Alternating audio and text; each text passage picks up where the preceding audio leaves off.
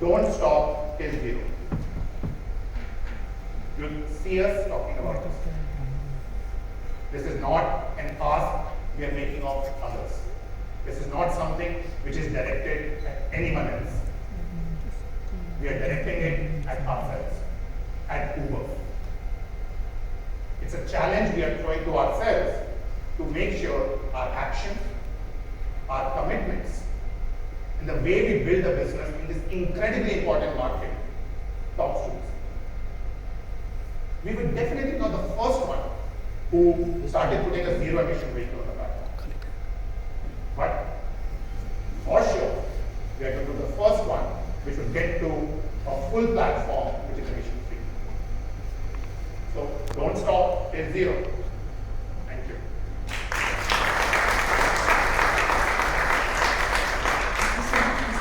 Thank you so much for outlining how Uber plans to turbocharge the mobility space in India.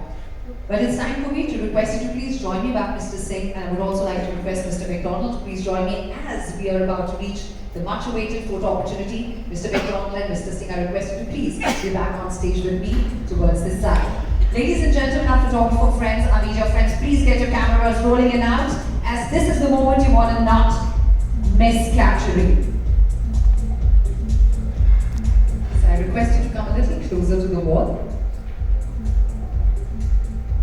And ladies and gentlemen, cameras out, and we get set to capture the moment which truly defines Uber, ushering in a new era in India's sustainable mobility ecosystem. There we go, Uber Green, that is all set to bring in and herald a new era. Here we go.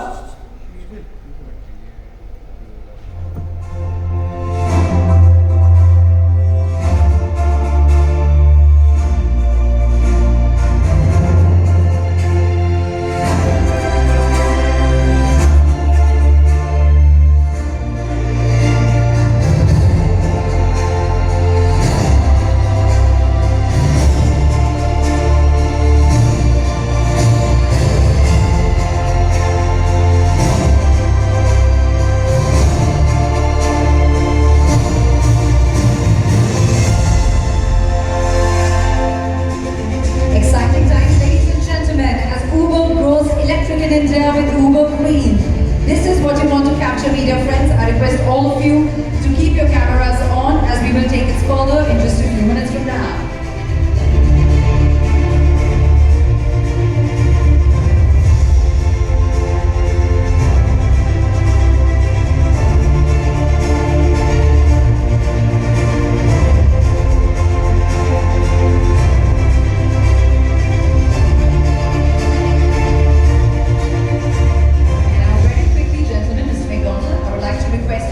Go closer to the charging port station there. And Mr. Singh, if you could come towards the left. Mr. McDonald, would you like to do...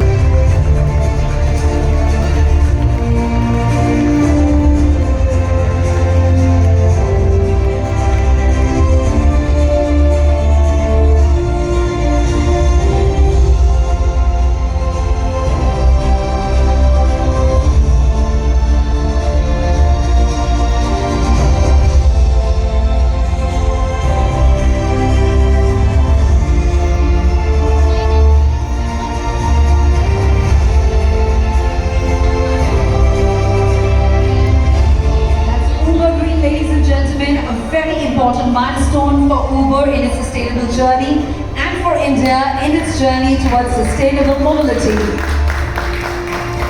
Thank you, gentlemen, for doing the honors.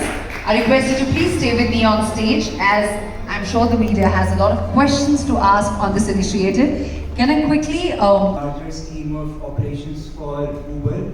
My second question is for Prabhuji.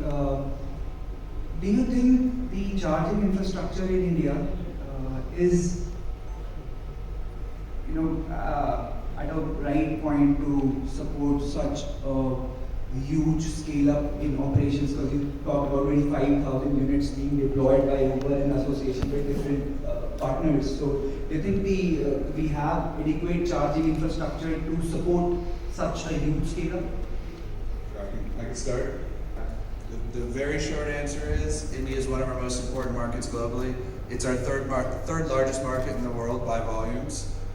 It's one of our largest engineering footprints in the world with our 2 centers in Bangalore and Hyderabad. It's an area we're innovating a lot on our growth products, specifically 2-wheelers, 3-wheelers, and our high-capacity vehicles or buses and shuttles products. And it's going to be, I think, probably the single country in the world that will disproportionately drive our growth for the next 10 years. So it's absolutely critical. I think it's only growing more critical in our portfolio, and you'll see us continue to invest a lot in India as a result. I think your question on charging infrastructure is obviously something we deal with on a daily basis, but here is where our confidence and optimism is coming from. Number one, the pace and progress which we have seen in the market over the last 2 years. So we have seen, for example, what multiple players, and some of them are in the room, have done in deploying the infrastructure. Is that sufficient to meet all the requirements? Possibly no, but does that give us the confidence to work with the partners to deploy more? Absolutely. Second, if you look at the global experience, often one needs to be able to make forward-looking commitments and plans which will allow that everybody in the ecosystem, vehicle owners, financiers, charging infra deployers, to be able to put the infrastructure in the right place. You can see these are steps which we are taking, which will then, we believe, unlock a lot more potential. And third, if we truly look at the thinking which is going around the design of the infrastructure, today we now already have very strong data on where we think the charging infrastructure should be deployed. Imagine being able to combine that, for example, what we're doing with BP globally and now with, say, GeoBP locally, we'll be able to actually together identify those locations. It is not a 1 quarter, 2 quarter journey. It is a multi-year journey which we are taking, and I'm pretty confident we should be able to navigate. Will that be a straightforward journey without any hiccups? Possibly no. We'll have some challenges on the way, and we will continue to figure out, along with our partners in this electrification journey. Thank you so much. I hope that answers your question sufficiently. We have a question from this side. Yeah. Hi, this is Astha from Fortune India. So my first question is for Andrew, that Uber Green is already present in 15 countries. So why India now? And for Prabjeet, how Uber Green will penetrate tier 2 cities and beyond?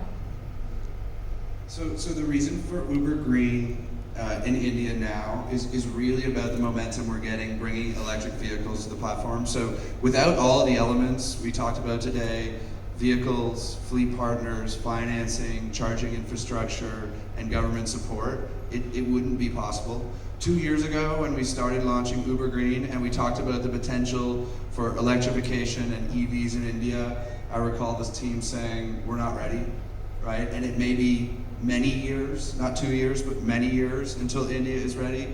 And I think we've been pleasantly surprised by how fast the progress has been. So we're launching soon because the supply side is ready. We think the infrastructure is getting ready, and we know the consumer demand is there. I think that's the other key thing to understand is Indian consumers care about price, they care about reliability, but I think they increasingly care about sustainability, and so we're going to give them that choice. Your question on how we are going to think of a footprint. Right now, the focus for the first phase is going to be on 3 cities, and then we'll be extending it to 4 additional cities. We will focus on going deep and really building sustainable networks, improving reliability on this experience before we evaluate expansion beyond. I think this itself is going to be a monumental lift, but I am pretty confident there will be a time where we'll be able to come back and tell you our expansion plans beyond this also. Thank you for your question. I would like to go across to the lady there on the right. Can we have the mic go to her, please? Hi, I'm Akanksha from Business Today. I just wanted to appreciate that it's a very good move. But I also have a few questions because if you go, I mean, it's a decade-long journey, that's true. But if you go 100% electric, there might be an impact on pricing. And like you just said, India is a very price-sensitive country. So this might give your competitors an edge. So do you have something, sort of a strategy in place when it comes to this area? Either of you could answer it. So if you look at our network, our commitment to be emission-free is a multi-year journey. We are committing to be emission-free in India by 2040, hopefully sooner, but we will continue to update you on the plans as it plays out. 2 data points. We already have an 800,000 active earner base on the platform. What we are doing today as a commitment to put 25,000 electric cars and 10,000 two-wheelers is still a small percentage of the total network, which will take time for us to electrify. So it's a journey which will play out. Second, more importantly, long term, we do believe that electrifying on shared mobility could long term actually create opportunities to really improve economics for driver partners and fleets, would also eventually bring down prices based on how the infrastructure gets deployed. So we are pretty confident that we will be able to, over a period of time, continue to make sure that our service is the most affordable, most reliable, and increasingly more and more electric. Let me add a couple of points to that because I think it's right. There's been some big shifts, like broadly, as it relates to electrification on our platform. I think if you look back a couple of years, EVs were more expensive to purchase. There was no secondary market, so you couldn't buy a used EV. It was more expensive to maintain and repair EVs.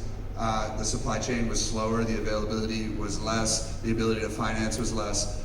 All of that's changing, right? And I think what's happening now globally is that the total cost of ownership for an EV versus an ICE is starting to cross to actually be in a place in many countries, and I don't think we're there yet in India, but it's coming, where you actually have a lower total cost of ownership as a driver or a fleet in an EV versus an ICE. And that is a very, very big shift, because what we expect is that over time the operating cost for an EV, again for a fleet or a driver, will actually be lower, not just fuel, but maintenance and repair, safety, insurance, all these other components. And so if you get to a world where the upfront cost is comparable or less, if you get to a world where the operating cost is lower, and on top of that you have consumers preferring this, I actually think you can end up with a cheaper product that is a greater scale than our existing product. Thank you for your question. We really value your presence here. Thank you. There's a gentleman whose hand's been up for a while. We would like to give the mic to him. Hi, Ronendra, this side from the Hindu Business Line, Andrew.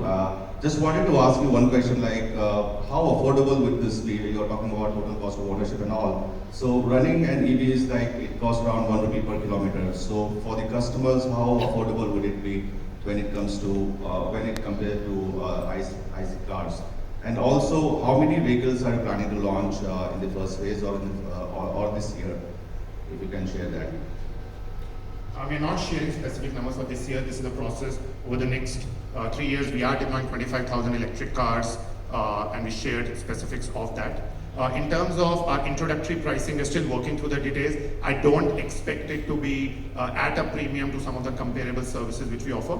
As when we do share more details about the exact service, the exact city, we will definitely make sure that it is super price competitive, because we do want tons and tons of users to actually use the service. And as Max said, over a period of time, the TCO, the total cost of ownership for electric vehicle will come down, and it will continue to make sure that the service is super affordable.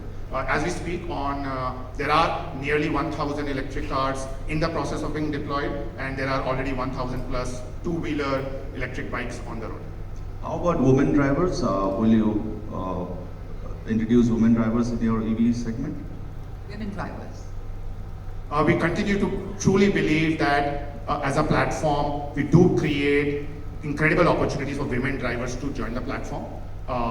We also believe that electric vehicles will actually, especially when those vehicles get deployed through fleets, will reduce barriers to entry for more women to join the platform. Because the challenge of asset ownership and the effort required to purchase that vehicle goes down, because the fleet partners are actually making that easy to access. So we are confident that we will be able to attract more women drivers. The reality is it is challenging, and we need to stay at it, and hopefully we'll be able to make significant progress on that.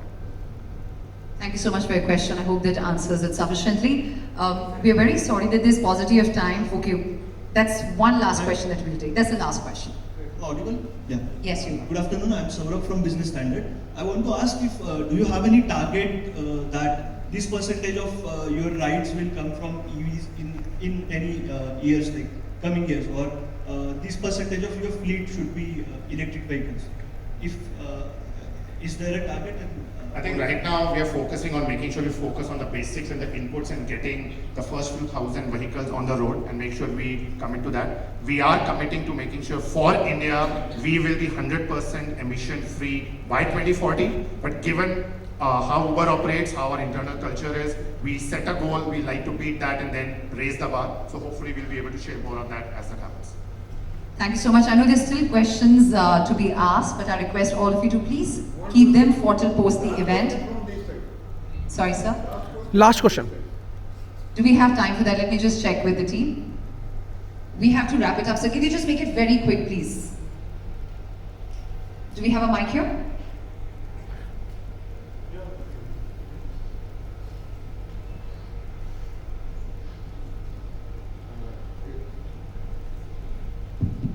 It is not clear to me the employment situation is per car it is 2%, one mechanic and one driver, and after one vehicles it is 2% you are appointing, or so many. If it is in the 10 years back, it is something else. And right now it is how much it is, and in future how much it will be, the employment will increase. So I'm not sure I understood your question. Yeah, it's quite ambiguous. So we could get the question. Can I please request you to bring it to the team till post the event, and we'll answer it sufficiently to your satisfaction. Thank you so much. In case you have any unanswered questions, please feel free to approach us post the event, and Uber India's team will make sure that they don't go unanswered. Thank you so much for joining us. And before we end this Q&A session, can we have a huge round of applause for this wonderful initiative that is truly unlocking the potential of sustainable mobility in India. Thank you so much. Mr.